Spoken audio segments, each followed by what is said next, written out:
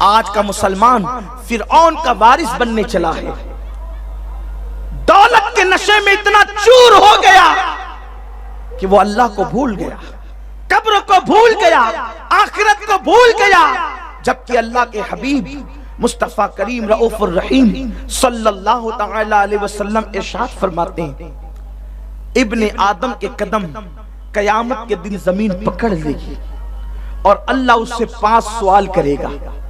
پہلا سوال یہ کرے گا، بتا تو نے اپنی زندگی کہاں گزاری؟ پہلا سوال ہے قیامت کا، جب زمین پکڑ لے گی انسان کے قدم کو، تو نے اپنی زندگی کہاں گزاری؟ ہم اپنی زندگی کہاں گزارتے ہیں؟ میں یہ نہیں کہتا کون اپنی زندگی کہاں گزارتا ہے، لیکن ہمیں پتا ہے، ہر آدمی اچھی طریقے سے جانتا ہے کہ وہ اپنی زندگی کو گزارتا کہاں ہے۔ ہماری زندگی کہاں گزر رہی ہے؟ کسی عورت پر بدنظری کرتے ہوئے، جھوٹ بول کر کاروبار کرتے ہوئے، فریب دے کر دولت اکھٹا کرتے ہوئے، رشوت جمع کر کے دولت اکھٹا کرتے ہوئے، سود کھا کر مال اکھٹا کرتے ہوئے، مجھے بتاؤ اللہ کی بارگاہ میں کیا جواب دو گے؟ رب کی بارگاہ میں کیا جواب ہوگا؟ میرے پیارے آقا صلی اللہ علیہ وسلم کے پیارے دیوانوں، اللہ کے حبیب صلی اللہ علیہ وسلم فرماتے ہیں تو نے اپنی زندگی کہاں گزاری؟ پہلا سوال۔ دوسرا سوال، تو نے اپنی جوانی کہاں گزاری؟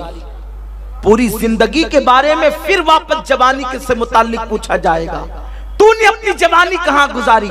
میری قوم کے جوان کیا اللہ کی بارگاہ میں جواب دے سکیں گے؟ رب کی بارگاہ میں اظہار کر سکیں گے ہم نے جوانی کے حسین لمحات کہاں گزارے؟ اللہ اکبر! آج تو جوانی کو لوگوں نے عیاشیوں کی نظر کر دیا ہے، کھیل کود کی نظر کر دیا ہے، برائیوں کی نظر کر دیا ہے۔ لوگوں کو یہ تصور ہے کہ جو جوانی ملی ہے وہ صرف عیاشی کے لیے، گناہوں کے لیے، برائیوں کے لیے۔ سن لو، یہ جوانی کے قیمتی لمحات چند دنوں کے اندر گزر جائیں گے، چند سالوں کے اندر گزر جائیں گے، لیکن اللہ اکبر جب بڑھاپا آ جائے گا، دانت ہلنے لگیں گے، بال سفید ہو جائیں گے، کمر کھڑی رہنے سے اور کمر اپنی جگہ ٹھہرنے سے جواب دے جائے گی، رکوع کرنے کی طاقت نہ ہوگی، ہاتھوں میں کپ کپی آ جائے گی، آنکھوں کی بینائی کم ہو جائے گی۔ اس وقت تم عبادت کے پلان بناؤ گے، لیکن تمہیں عبادت کا موقع نہیں ملے گا۔ اللہ کے بندے سن لے، اللہ نے آج تجھے وقت دیا ہے، آج اللہ نے تجھے صحت دی ہے، آج اللہ نے تجھے فراغت دی ہے۔ اللہ رب العزت کی نعمتوں کا شکر کر، رب کی عبادت کر، وقت چلا جائے گا، تو جوانی کی حسین راتوں کو آواز دے گا، لیکن جوانی کی حسین راتیں لوٹ کر کے کبھی نہیں آئے گی، اس لیے کہ ایک مرتبہ وقت چلا جاتا ہے تو پھر دوبارہ لوٹ کر کے نہیں آتا۔ اللہ کے پیارے محبوب غیب دا نبی صلی اللہ علیہ وسلم فرماتے ہیں اللہ تجھ سے پوچھے گا تو نے اپنی جوانی کے لمحات کہاں گزارے؟ بڑی معذرت کے ساتھ میری قوم کے جو جوان اپنی راتوں کو زنا کے اڈوں پر گزارتے ہیں، کیا وہ رب کی بارگاہ میں اقبال جرم کر سکیں گے؟ کیا وہ رب کی بارگاہ میں جواب دے سکیں گے کہ مولا ہم نے زنا کے اڈوں پر اپنی راتوں کو گزارا، ہم نے کانوں کے اندر ایئر فون لگا کر کے گانے سنے، زلف و رخسار کی باتیں سنی؟ بتاؤ تو صحیح کتنا نادان ہے انسان۔ زندگی پہلی اور آخری مرتبہ اللہ نے دیا، اس میں جوانی کے قیمتی لمحات پہلی اور آخری مرتبہ اللہ نے دیا۔ ان قیمتی لمحات کو ہم کہاں گوا رہے ہیں؟ نکڑوں پر بیٹھ کر، موبائل میں گیم کھیل کر، واٹس ایپ پر، فیس بک پر زنا کے مناظر دیکھ کر، فلمیں دیکھ کر، دوستوں کی محفل میں۔ اے نادان انسان، ذرا سوچ تو صحیح، اللہ والوں نے اپنی زندگی کو کہاں گزارا اور ہم اپنی زندگی کو کہاں گزار رہے ہیں؟ ہمارے لیے تو آج سب کچھ گناہوں کے اڈے ہو چکے۔ شراب کے اڈوں کو ہم آباد کریں، زنا کے اڈوں کو ہم آباد کریں، لیکن تجھے خبر نہیں یہ پہلی اور آخری مرتبہ دی جانے والی زندگی جو تیزی کے ساتھ برف کی طرح پگھل رہی ہے، اللہ تیری اس جوانی کے متعلق تجھ سے سوال کرے گا، اور یہ تیری چر چر چلنے والی زبان جو آج تو سب کو لاجواب کر دیتا ہے، اس زبان پر میرا اللہ مہر لگا دے گا۔ میرا کریم فرماتا ہے وَتُكَلِّمُنَا أَيْدِيهِمْ وَتَشْهَدُ أَرْجُلُهُمْ بِمَا كَانُوا يَكْسِبُونَ، تمہارے منہ پر مہر لگے گی اور تمہارے اعضاء اللہ کی بارگاہ میں کلام کریں گے، جسم کا بال بال بوڑ پڑے گا، آنکھیں بولے گی اللہ اس نے کسی کو دیکھ کر آنکھوں کا زنا کیا تھا، ہاتھ کہیں گے اللہ مجھ سے فلاں کام کیا تھا، پیر کہیں گے اللہ مجھ سے چل کر کے فلاں جگہ پر گیا تھا۔ اے میری قوم کے جوانوں، کتنے نازک اور کمزور ہیں ہم کہ اگر ہمیں مچھر کاٹے تو ہم بے چین ہو جاتے ہیں، اگر کتا ہم پر دوڑ پڑے تو ہم جو ہے وہ بے چین ہو کر کے بھاگنے لگتے ہیں۔ جو لوگ کتے کو دوڑانے کو برداشت نہ کر سکے، جو لوگ مچھروں کے ڈنک کو برداشت نہ کر سکے، جو رات کی تاریکی میں اپنے سائے سے ڈر جاتے ہیں، جب جہنم کے اندر رب تبارک و تعالیٰ کے فرشتے ان پر عذاب کے گوزے برسائیں گے، ان پر عذاب کے چابک برسائیں گے، وہ بھی جہنم کی آگ کے بنے ہوئے چابک، اس وقت تو تمہارا کیا بنے گا؟ آج اپنی جوانی پر اترا رہے ہو، ایک وقت وہ آئے گا رب کی بارگاہ میں تمہاری جوانی کے متعلق تم سے سوال کیا جائے گا۔ آج میری قوم کے جوان کہتے ہیں جس جوانی کے اندر لڑکیوں سے دوستی نہیں، وہ جوانی کیا کام کی ہے، وہ جوانی میں لطف کیا ہے؟ اے میری قوم کے جوانوں، اگر یہ بات کوئی کافر کہتا تو شاید ہمیں تعجب نہ ہوتا، لیکن یہ بات تو کہہ رہا ہے جس کے لیے زلف والضحا کے ساتھ زلف واللیل کے سائے اور رخ والضحا کے جلوے بیان کیے گئے، آج تو اس مصطفیٰ کریم کی عظمتوں کو بھول کر کے کسی کے زلف رخسار کی بات کر رہا ہے۔ مجھے بتا تو صحیح اے میرے پیارے آقا صلی اللہ علیہ وسلم کے پیارے دیوانوں، اگر تو زنا کے اڈے سے واپس آئے اور تجھ سے تیری ماں پوچھ لے بیٹا کہاں سے آ رہا ہے، تو اپنی ماں کو جواب دینے کی طاقت نہیں رکھتا۔ اگر تو زنا کے اڈے سے واپس لوٹے اور تیری بیوی جو تیری محکوم ہے وہ تجھ سے پوچھ لے تو اپنی بیوی کو جواب دینے کی ہمت نہیں رکھتا۔ گناہوں کی داستان جب تم اپنی بیوی کو بتانے کی ہمت نہیں کرتے تو اللہ جب تم سے تمہاری جوانی کے متعلق سوال کرے گا تم اللہ کو کیا جواب دو گے؟ اس دن کے لیے کیا تیاری ہے؟ سیدنا ابو بکر صدیق رضی اللہ تعالیٰ کی شہزادی حضرت اسما کہتی ہے میرے بابا اللہ کے رسول کے ساتھ ناشتہ کر رہے تھے، سرکار نے فرمایا ابو بکر یہ جو ناشتے کے لقمے تیرے منہ میں جا رہے کل قیامت کے دن اللہ اس کے متعلق بھی پوچھے گا۔ صدیق اکبر نے عرض کی یا رسول اللہ جو ہم لقمے کھا رہے اس کے بارے میں بھی پوچھا جائے گا؟ ارشاد ہوا ہاں پوچھا جائے گا۔ اگر ہم نے حلال لقمے کھائے تو اللہ اس کے بارے میں بھی پوچھے گا، جو حرام کام کیے اس کے بارے میں کون جواب دے گا؟ اسی لیے تو مولا کائنات شیر خدا علی مرتضیٰ کہتے ہیں میں نے تمہاری دنیا سے ہاتھوں کو اٹھا لیا، میں نے تمہاری دنیا سے ہاتھوں کو سمیٹ لیا، اس لیے کہ جس کے حلال کا حساب ہے اور جس کے حرام پہ عذاب ہے اس دنیا میں ہاتھ کیسے ڈالوں؟ اسی لیے فرماتے ہیں میں نے دنیا کو 3 طلاق دے دیا ہے، مولا کائنات کا قول ہے میں نے دنیا کو 3 طلاق دے دیا ہے، کیونکہ جس کے حلال کا حساب ہو اور جس کے حرام میں عذاب ہو پھر اس کو استعمال کیسے کیا جائے؟ لیکن حلال کا حساب مولا علی جیسا دینے کے لیے ڈر رہا ہے تو ہم حرام کے بارے میں جواب کیسے دیں گے؟ وہ بھی زنا کے بارے میں، وہ بھی شراب کے بارے میں، وہ بھی جوے کے بارے میں، وہ بھی فون پر لمبی لمبی گفتگو جو ہم نے لڑکیوں سے ناجائز و حرام کی ہے، ہم اللہ کو کیا منہ دکھائیں گے؟ کیا تمہیں مرنا نہیں ہے؟ تم زندگیاں لکھوا لائے ہو مجھے بتاؤ، یا پھر تم نے اللہ تبارک و تعالیٰ سے یہ لکھوایا ہے کہ اللہ تمہاری رعایت کرے گا، وہ تم سے حساب لینے میں رعایت کرے گا؟ اللہ اکبر! ارے تم اور میں کیا ہے؟ اگر اللہ تبارک و تعالیٰ بڑے بڑے صالحین سے پوچھ لے تو وہ جواب دینے کی ہمت نہ کرے۔ ایک بزرگ جسے دنیا شیخ ابو علی دقاق کے نام سے جانتی ہے، صاحب رسالہ کشیریہ کے استاد ہیں، ان کے انتقال کے بعد کسی نے خواب میں دیکھ کر پوچھا حضرت اللہ نے آپ کے ساتھ کیا سلوک کیا؟ فرماتے ہیں 70 سال ہو گئے ہیں ابھی تک موت نہیں ہوئی۔ میری سنی قوم سمجھتی کیا ہے؟ 5 وقت کی نماز پڑھ کے جنت میں جاؤ گے؟ رمضان شریف کے روزے رکھ کر صرف جنت میں جاؤ گے؟ وہ اللہ ہے، اس کی خفیہ تدبیر سے بچو۔ اگر وہ پوچھ لے تو بڑے بڑے نیکوں کو کھڑا کر دے، بڑے بڑے پرہیزگاروں کی بخشش نہ کرے۔ اس پر کچھ واجب نہیں، اس پر کچھ لازم نہیں، بخش دے اس کا کرم ہے، پکڑ لے اس کا عدل ہے۔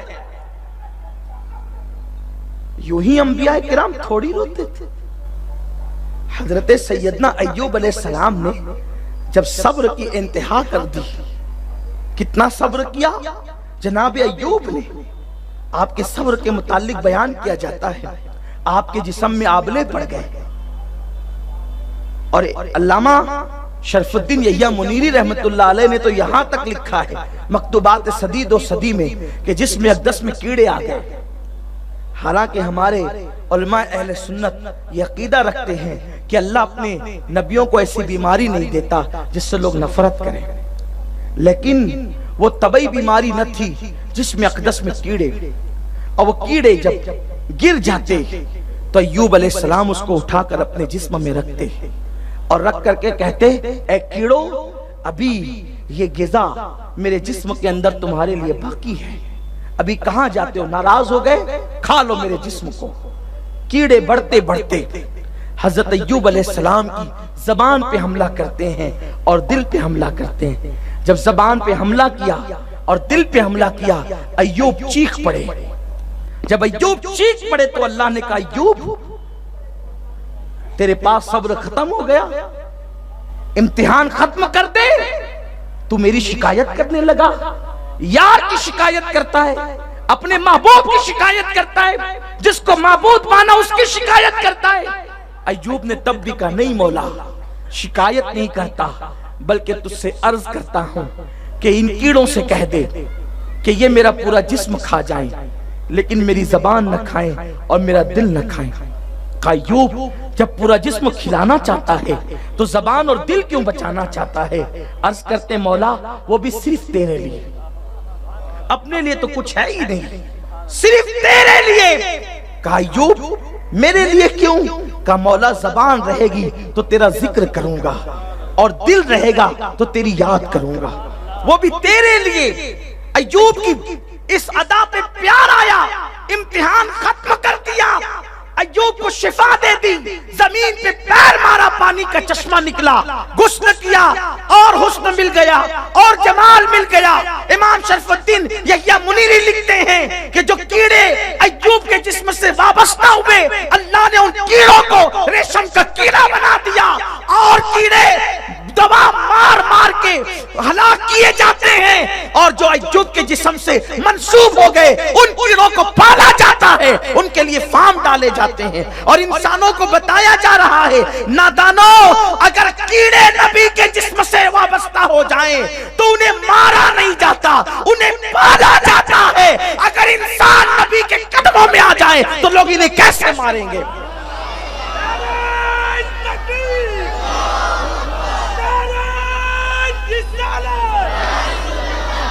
آج میرا وہ عنوان نہیں، لیکن سنو جب جناب ایوب صبر کا حق ادا کر چکے تو ایک دن جناب ایوب علیہ السلام اللہ سے ناز بندگی میں کہتے ہیں، جناب ایوب ناز بندگی میں کہتے ہیں اے اللہ دیکھا تو نے میں نے کتنا صبر کیا، اللہ دیکھا تو نے میں نے کتنا صبر کیا۔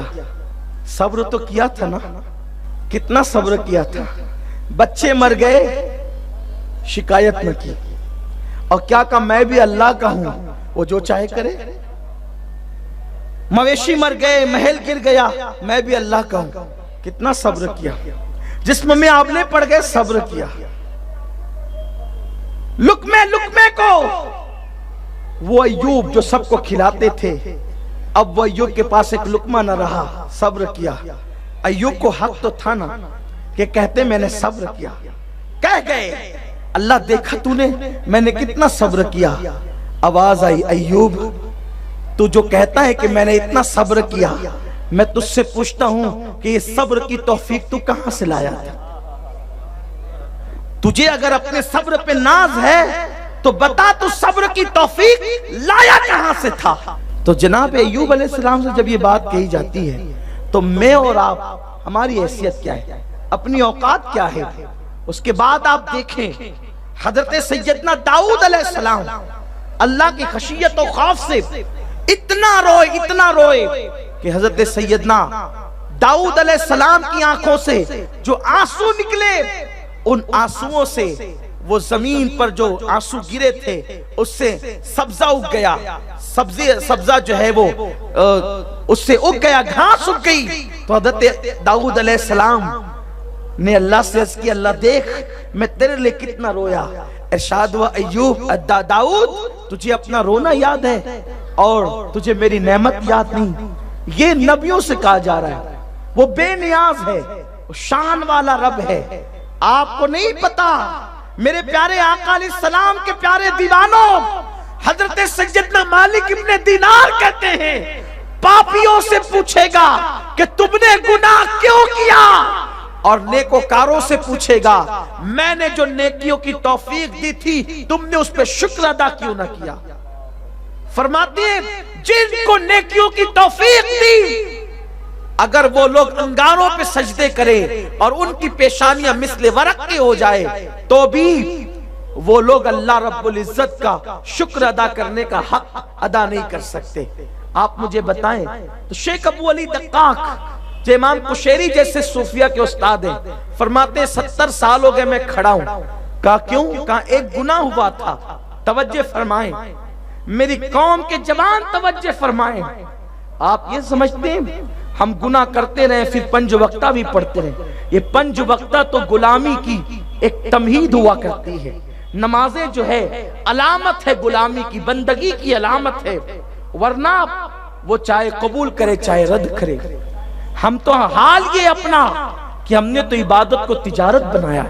میرے پیارے آقا علیہ السلام کے پیارے دیوانوں، شیخ فرماتے 70 سال ہوئے ابھی تک مغفرت نہیں ہوئی، اور ایک گناہ پر پکڑ ہو گئی۔ پوچھا گیا وہ کون سا گناہ؟ فرماتے ہیں بچپن میں مدرسہ جا رہا تھا، چھوٹی سی عمر تھی، ابتدائی جوانی کی طرف قدم بڑھ رہے تھے، جوانی دیوانی لاؤبالی ہوتی ہے۔ مدرسہ جاتے ہوئے ایک خوبصورت لڑکا دکھا، اس لڑکے کو دیکھ کر ایک غلط سا خیال ذہن میں آ گیا، صرف خیال ذہن میں آیا، لڑکے کو دیکھ کر ایک خیال ذہن میں آیا، بس اسی خیال پہ پکڑ ہوئی ہے، اور ابھی تک میری مغفرت نہیں ہوئی، 70 سال ہو گئے موت کو۔